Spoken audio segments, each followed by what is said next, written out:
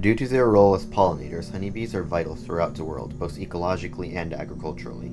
Disturbingly, within the past few years, honeybees have been vanishing on a global scale, along with many species of native bees. Most bizarrely, beekeepers will often find their hives nearly empty, yet with dead bees nowhere in sight, a phenomenon which has been dubbed colony collapse disorder.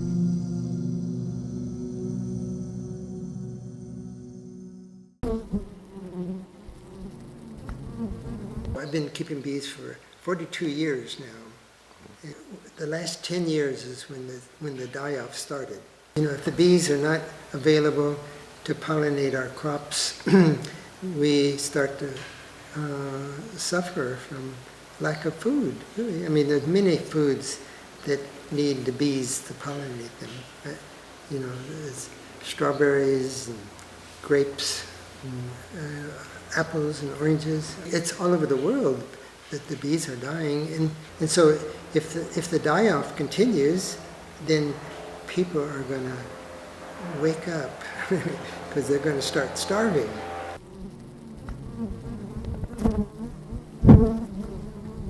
Recent studies show that climate change, pesticides, and diseases are all factors in the worldwide disappearance of honeybees. When you consider a pesticide as something created to kill a bug, and a bee is a bug, it's not a lethal dose when the bee eats, the pollen from a plant treated with it's the neonicotinoids. Those are the systemic ones all throughout the whole plant.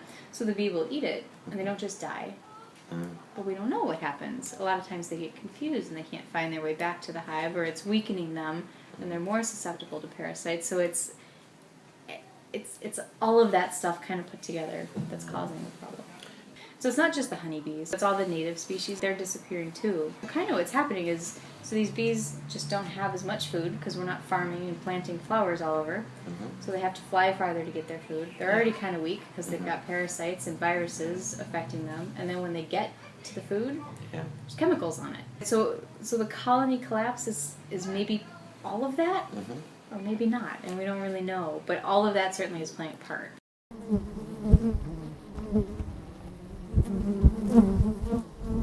In recent history, there has been this pollinator task force created to at least address the problem, to look at it.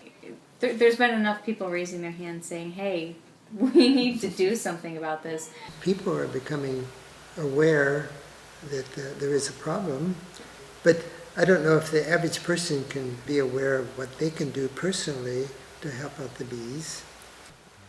Plant flowers anywhere, everywhere, all the time, because that's creating more healthy food for the bees. The other thing that you can do is just to support beekeeping in any fashion you can. By buying honey from a local beekeeper, you're then helping that beekeeper take better care of her bees.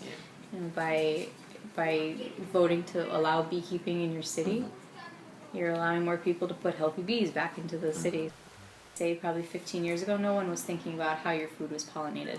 It wasn't a topic of conversation. But now we're talking about it, and you hear about it. You hear about it on the news. You see it on the cover of Time magazine. You see big stories being done about it. Everyone knows that something's going on with the bees, and that's awesome.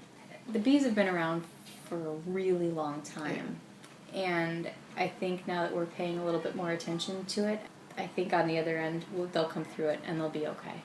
Although increased awareness of the problem has helped combat the issues, the effects of climate change and widespread pesticide use remain a major threat to the bees. Only by encouraging ecologically safe practices in agriculture and industry, and taking public initiative to provide habitable spaces for our pollinators, can we ensure a safe future for the bees, and through them our environment and food supply. First time I got stung, I had a terrible reaction. My head swelled up and my ears went closed. The next week I got stung about 300 times and no reaction whatever. It didn't swell up or turn red or anything.